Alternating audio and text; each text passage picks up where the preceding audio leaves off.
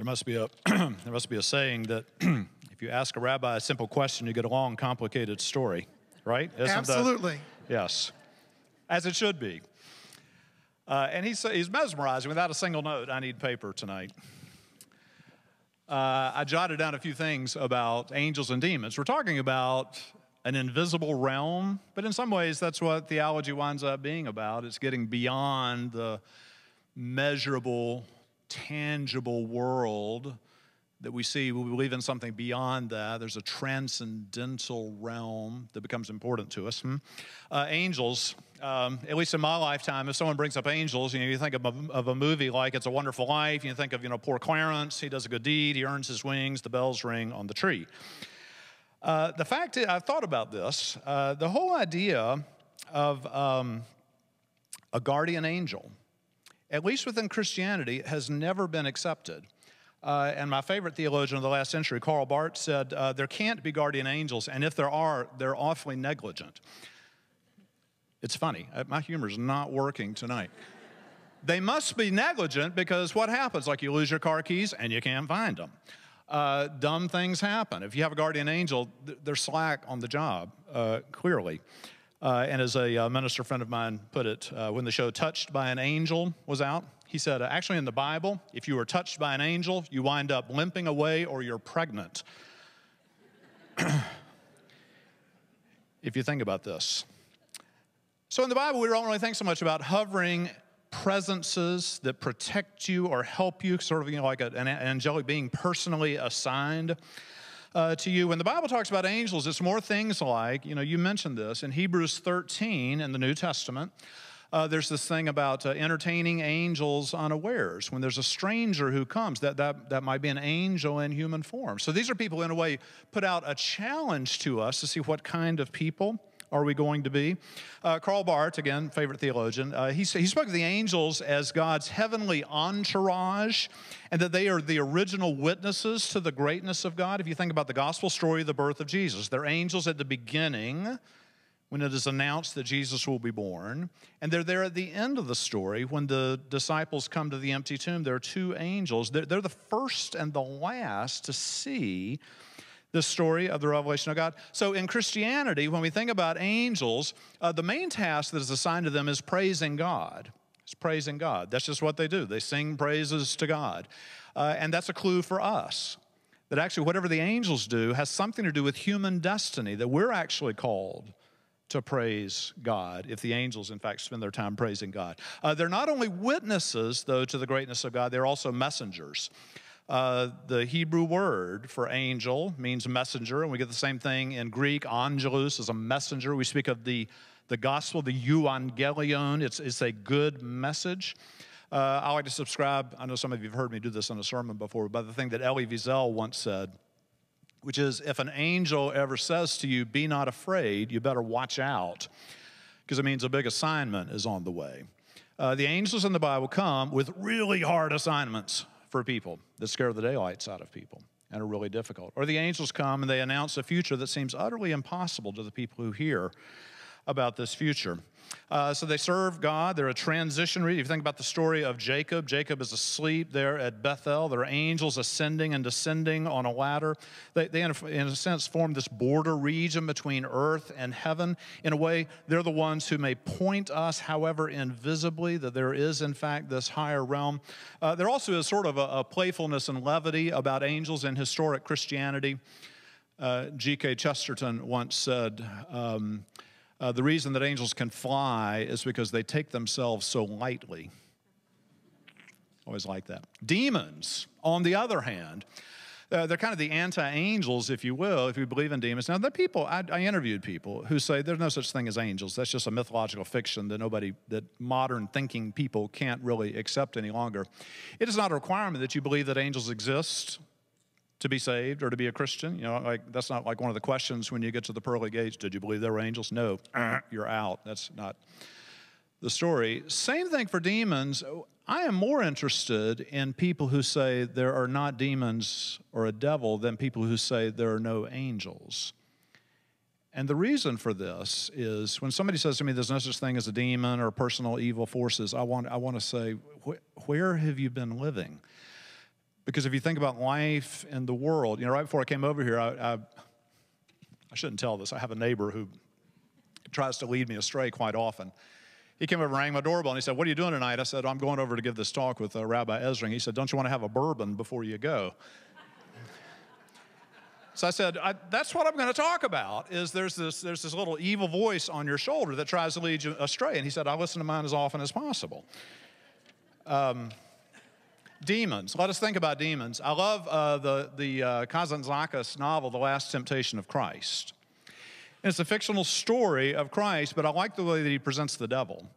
Is what happens in that story is every time Jesus is somewhere and he's trying to do good and he's trying to be noble, he gets jumped from behind, and there's this bird-like creature with claws that grabs him from behind, and it hurts and tries to haul him away.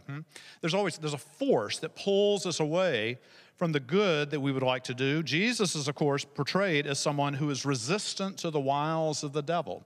He's tempted to do things that any of us would do, but yet Jesus resists because Jesus is totally one with God. Jesus is all about the will of God, and he will not let anything pull him. He doesn't go have the bourbon. I didn't have the bourbon. Don't worry tonight. He doesn't let those claws, however painful and real it is for him, he doesn't let that undo what he's about. A lot of interesting stories in Christian history. Martin Luther, rather famously, was trying to translate the Bible into German. The church wasn't so sure this was a good idea, but Luther thought the regular people should have the Bible in their own language. And he said the devil came and tried to mislead him in his work, and he picked up his inkwell and he threw it at the devil. Be away, get away from me, this idea. Jesus cast out demons in people.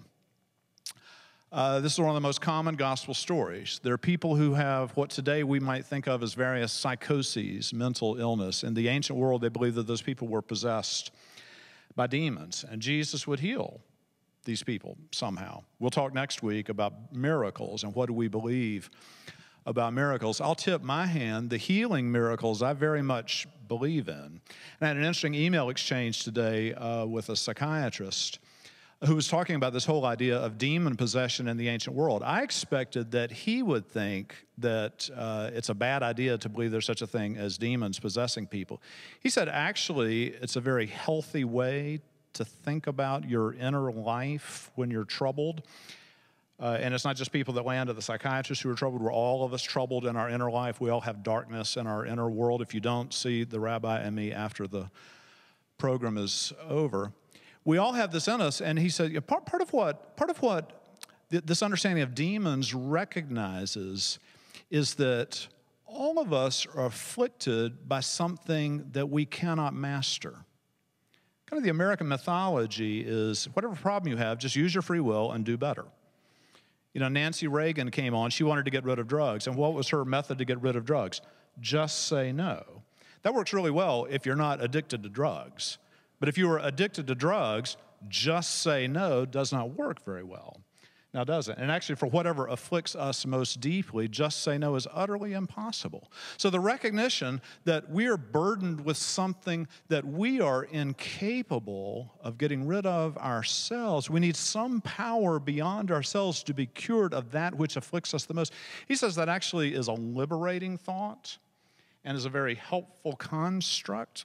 I was struck by that conversation. There is such a thing as evil in the world, and it is, in fact, quite personal, isn't it? Now, we don't believe that, there's a red guy with a pitchfork, and he's breathing fire and jumps out and does terrible things. That'd be easy, wouldn't it, right? If the devil jumped out and had the red suit and said, Matt, I'm going to destroy your life, Matt would run for the exits. But that's not what this evil force looks like, does it? What it looks like, I told this in a sermon one time, but some of you will not have heard this, and some of you who heard it will have forgotten it, is when I was in college as a freshman, I was having a real hard time, connecting with women, and that's why I went to college, was to connect with women, and I was not succeeding. And there was a guy 2 doors down who had many pretty girlfriends, and he was just the envy of the campus. And so I went to him for some mentoring. I said, John, help me with this. You get women so easily. I said, how do you do it? He said, oh, it's easy. I can teach you in a second. I said, well, what's your secret? He said, I lie to them. And I said, you lie to them? He said, oh, yes. He said, I tell them whatever they want to hear. Now, in the Bible, this is the way evil is portrayed. It's a lie, but it's what we want to hear. I was talking to Shane Page today, one of our associates. He made a good point today. He said the nature of the seductiveness of evil is that it's so close to being good. You know, it's not, I'm going to burn your house down and take all your money away. It's so close to being good. It's just a slight perversion of what is really good, and that's what evil plays on, is it's just the slight perversion of what is good. To think about the last humorous thing, then I'll stop on that. The last humorous thing is I always think about, in this context, Louis Grizzard, who said, he spoke of the difference between being naked and being naked. If you know this, he said, you're naked is when you don't have any clothes on. Naked is when you don't have any clothes on and you're up to no good. How do we say it? The human body in and of itself is a wonderful thing as created by God, but it doesn't take much to pervert that beauty and that inherent goodness in the body, and then it becomes something that's evil. So we can see that principle. I would add that a lot of interesting things have been written about the devil within Christianity and demons. C.S. Lewis wrote a very funny book that actually is very helpful called The Screwtape Letters. If you don't know this book, he imagined these demons, and they write letters to one another to tell how to undo people. And it's funny because it kind of helps you understand some of your own inner psyche and how you get misled and your relationships get ruined and things like that happen. I love most what Thomas Merton wrote about the devil. In one of his great spiritual classics, Thomas Merton added a chapter called The Moral Theology of the Devil. And he basically talks about what the devil wants us to believe. He said the devil wants you to believe things like, we're right and everybody else is wrong. The devil wants you to believe things like, I am so holy and other people are terrible. He said the devil loves this stuff. The devil loves it when we smack our lips over the downfall of others, these sorts of things. And he goes on and on. It's a delightful chapter. The climactic line is the very last one where he said, what the devil wants above all else is attention. I don't know if you know people who kind of find the devil behind every rock and there are demons behind everything that happens. And they're onto the demons. You got to be watching out for the demons. Merton says the devil loves this because he's getting credit for all kinds of stuff and is getting a lot of attention and has us focused on evil instead of on good. Merton said the best way to deal with evil is to be totally absorbed in what is holy, in love, in God. I like that idea. Let me stop and get Murray to come back up and respond to anything that I just said, but then we're going to ask you guys to talk to us.